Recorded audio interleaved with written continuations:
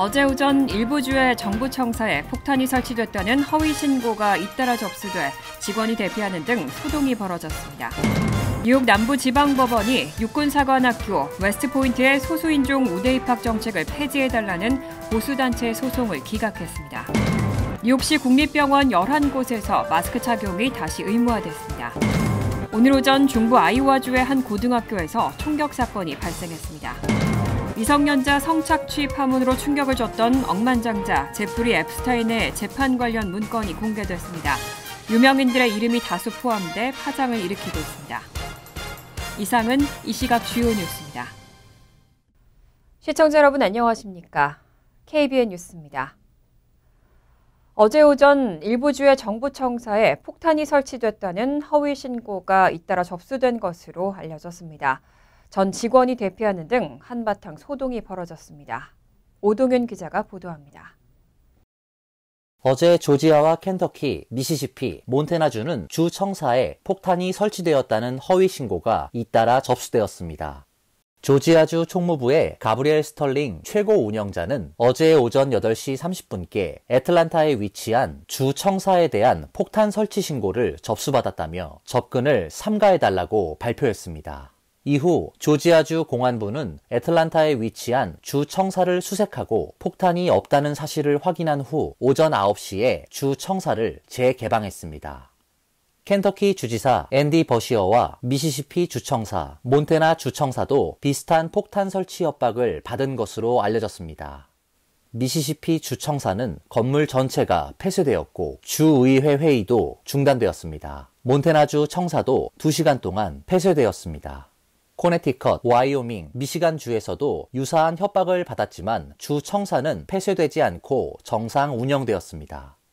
이번 허위 신고 사건은 지난해 성탄절 일부 정치인을 대상으로 한 경찰 출동 허위 요청 신고에 이어 일어난 유사 사건으로 보입니다. 당시 마조리 테일러 그린 연방 하원 의원, 브랜던 윌리엄스 연방 하원 의원, 릭 스콧 연방 상원 의원, 미셰루 보스턴 시장, 데이비드 요스트 오하이오주 법무부 장관 등은 특정 주소에 강력 범죄가 발생했다는 허위 신고, 일명 스와팅 피해를 겪은 바 있습니다. KBN 뉴스 오동윤입니다. 뉴욕 남부지방법원이 육군사관학교 웨스트포인트의 소수인종 우대 입학 정책을 폐지해달라는 보수단체의 소송을 기각했습니다. 보수단체 공정한 입학을 위한 학생들 SFA는 지난해 2월 하버드대를 비롯한 소수인종 우대 정책을 대상으로 헌법소원을 제기해 위헌이라는 대법원의 결정을 끌어냈습니다. 다만 당시 대법원은 사관학교와 같은 군사대학은 다른 학교와 구별되는 이해관계가 있을 수 있다는 이유로 판결 적용 대상에서 제외했습니다. 이에 SFA 측은 인종과 민족에 따라 사관생도 지원자를 다르게 대우할 법적 정당성이 없다고 주장하며 육군사관학교와 해군사관학교에 대해 잇따라 소수인종 우대 정책 금지를 요청하는 소송을 제기했습니다. 하지만 뉴욕 남부지방법원의 필립 헬펀 판사는 SFA 측이 낸 웨스트포인트의 소수인종 우대 정책 금지 가처분 신청을 기각했습니다. 필립 헬펀 판사는 판결문에서 웨스트포인트의 인종을 고려한 입학 정책이 정부의 이익을 가져오는지에 대한 충분한 사실적 기록이 없다고 밝혔습니다. 또 이달 31일 끝나는 현재 진행 중인 웨스트포인트의 입시 절차에 혼란을 가져다 줄 수 있다고 판단했습니다. 메릴랜드주 볼티모어 연방법원이 지난달 해군 사관학교에 대한 SFA 측의 가처분 신청을 기각한 데 이어 이번에 뉴욕 법원도 같은 취지의 판결을 내면서 두 대학은 기존의 소수인종 우대 입학 정책을 유지할 수 있게 됐습니다. 하지만 SFA는 이번 판결에 반발하고 즉각 항소장을 제출했습니다. SFA의 설립자 에드워드 블럼은 웨스트포인트의 불공정하고 위헌적인 인종 선호를 멈추기 위해 필요한 다음 절차를 밟을 것이라고 밝혔습니다. 전국적으로 호흡기 질환이 다시 증가하고 있습니다. 뉴욕시 국립병원 11곳에서는 마스크 착용이 다시 의무화됐습니다. 지난달 연방질병통제예방센터는 코로나19와 RSV, 독감의 트리플 데믹이 확산하고 있다며 백신 접종을 강력 권고한 바 있습니다. 이와 관련한 조치로 뉴욕시는 국립병원 11곳에서 마스크 착용 의무화를 재개했습니다. 마스크 착용 의무화는 뉴욕시 헬스앤병원이 운영하는 모든 30개 진료소와 5개의 장기 요양시설에도 적용됩니다. 의료 전문가들은 마스크 착용이 코로나19와 RSV, 독감 이 3가지 질병의 전파를 예방하는 데 도움이 될 수 있다고 설명했습니다. CDC에 따르면 지난해 크리스마스 전 일주일 동안 전국적으로 코로나19 입원 건수는 17% 증가했습니다. 전문가들은 추수감사절과 크리스마스, 새해 연휴 등에는 전국 각지에서 많은 사람들이 모여들기 때문에 바이러스 전파가 더 빠르다고 전했습니다. 뉴욕시 보건국은 최근 독감 관련 입원 건수도 지속적으로 증가하고 있다고 보고했습니다. 다만 이번 마스크 의무화 조치는 환자가 치료받는 구역에서만 적용됩니다. 오늘 오전 중부 아이오와주의 한 고등학교에서 총격 사건이 발생했습니다. 1명이 숨지고 5명의 부상자가 발생한 것으로 확인됐습니다. 로이터 통신 등에 따르면 오늘 오전 7시 37분쯤 아이오와주 페리시에 있는 페리 고등학교에서 총격 사건이 발생해 최소 1명이 숨지고 5명이 다쳤습니다. 경찰은 총격범이 이 학교에 다니던 17세 학생으로 알려졌고 펌프액션 산탄총과 소구경 권총으로 무장하고 있었다고 밝혔습니다. 용의자는 사망한 것으로 알려졌고 총격으로 부상을 입은 5명 가운데 1명은 위독한 상태이며 나머지 4명은 안정적인 상태라고 밝혔습니다. 총격이 일어난 학교는 오늘 방학을 마치고 새해 첫 등교 날이었습니다. 다행히 수업이 시작되기 전이라 학교에 사람이 적어 더 큰 인명피해는 없었던 것으로 전해졌습니다. 학교 측은 오늘 수업을 취소하고 인근 공립도서관에서 필요한 사람을 위해 상담 서비스를 제공했습니다. 페리는 아이오와주 주도인 디모인에서 약 40마일 떨어진 곳으로 주민은 약 7,900명으로 알려져 있습니다. 어제 오후 뉴욕주 힐번의 I-87번 고속도로에서는 총격전이 벌어졌습니다. 이 과정에서 용의자 1명이 사망하고 경찰관 1명도 부상을 당했습니다. 뉴욕주 경찰에 따르면 어제 오후 2시 55분쯤 뉴욕주 라클랜드 카운티 87번 고속도로에서 경찰은 수배 중인 용의자로 의심되는 흰색 메르세데스 차량을 정차시켰습니다. 그런데 경찰의 정차 명령에 차량에 타고 있던 용의자가 경찰을 향해 총격을 가했고 경찰 역시 총격으로 대응했습니다. 이 과정에서 차에 타고 있던 용의자는 사망했고 경찰관 1명도 부상을 입었습니다.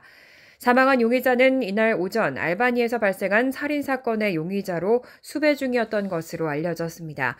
경찰은 이번 총격전으로 주변 차량에는 피해가 없었다고 밝혔습니다.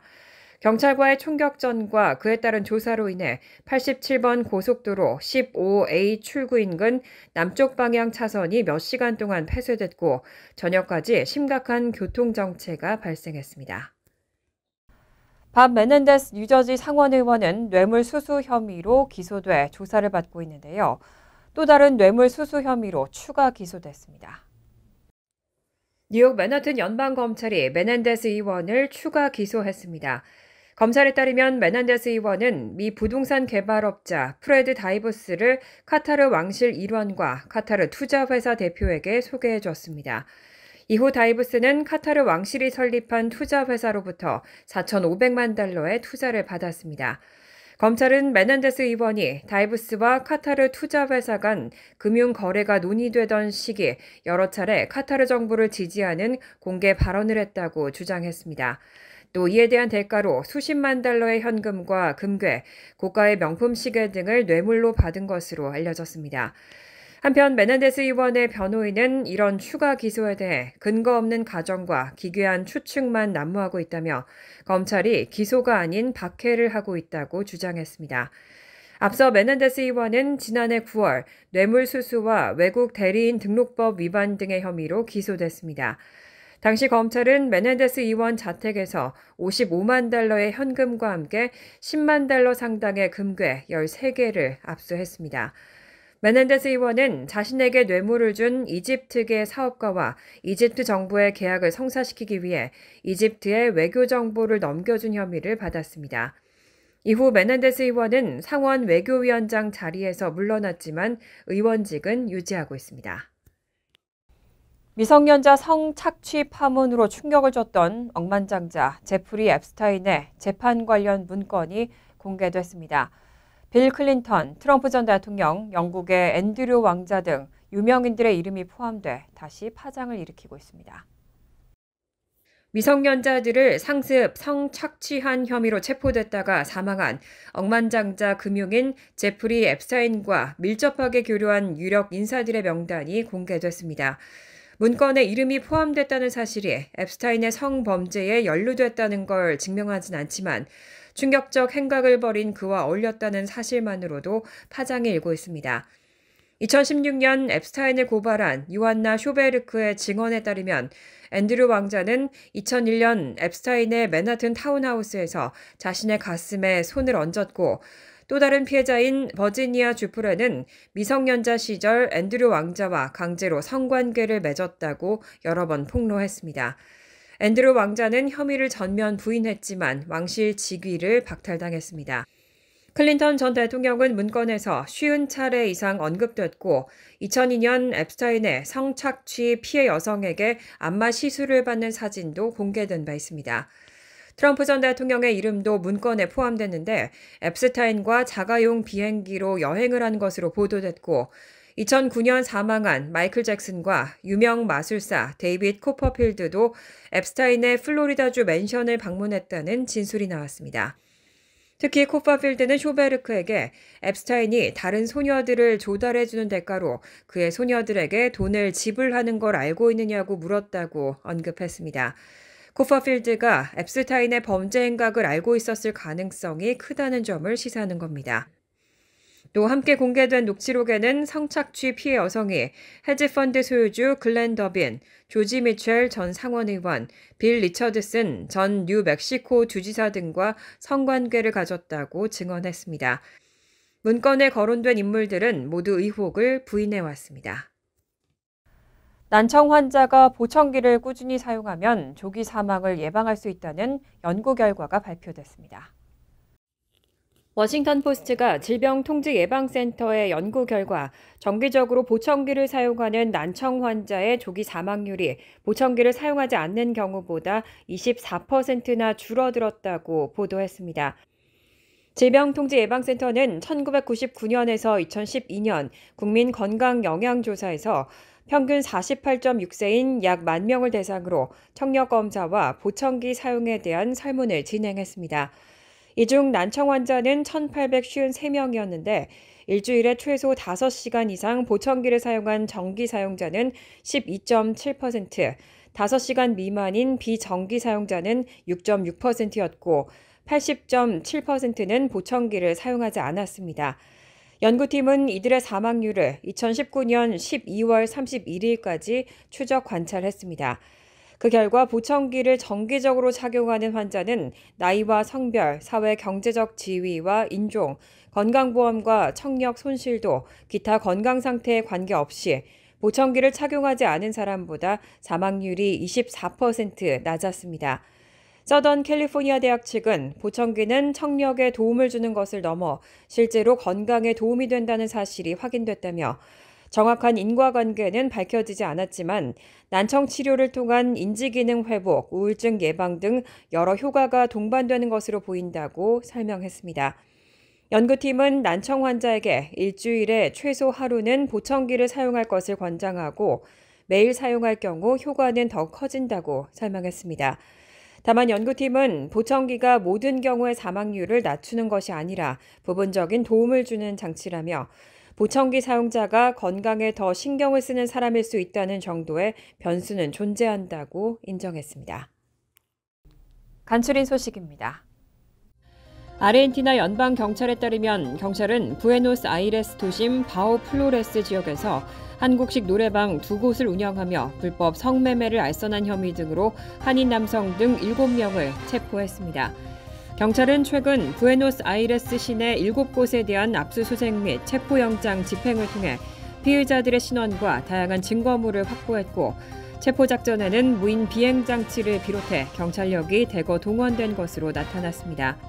경찰은 또 노래방 등지에 있던 다국적 여성 30명을 구조했다며 미성년자도 1명 포함돼 범죄 피해자 보호 조처를 비롯한 관련 조치가 수행됐다고 밝혔습니다.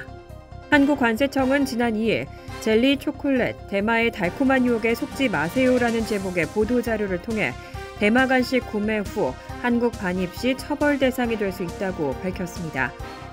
특히 21세 이상의 성인을 대상으로 뉴욕 등 미주 지역에서 적법하게 판매되고 있는 대마 젤리 등 기호용 대마 식품과 관련해 반입에 주의해달라고 당부했습니다. 한국에선 식약처의 허가 특수 상황을 제외하고는 대마 제품을 반입할 수 없습니다.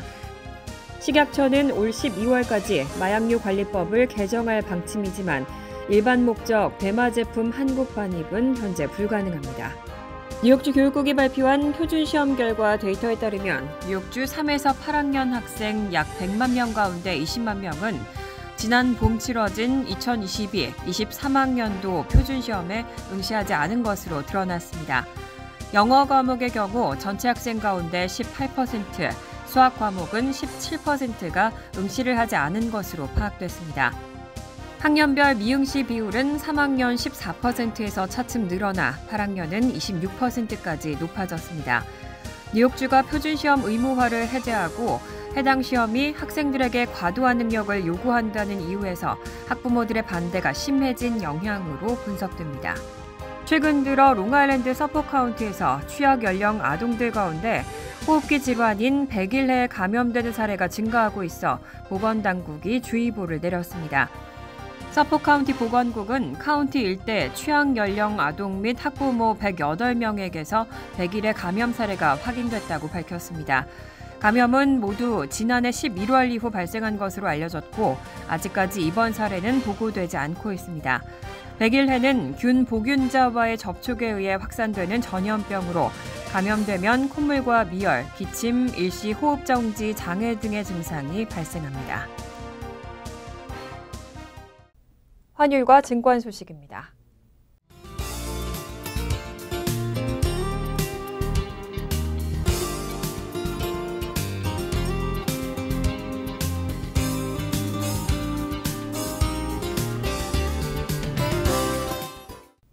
이어서 날씨입니다.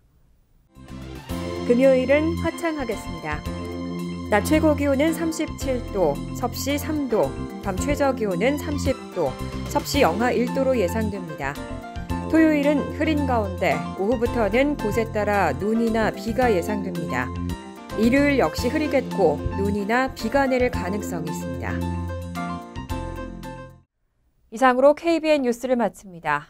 KBN과 함께 즐거운 저녁 되시기 바랍니다.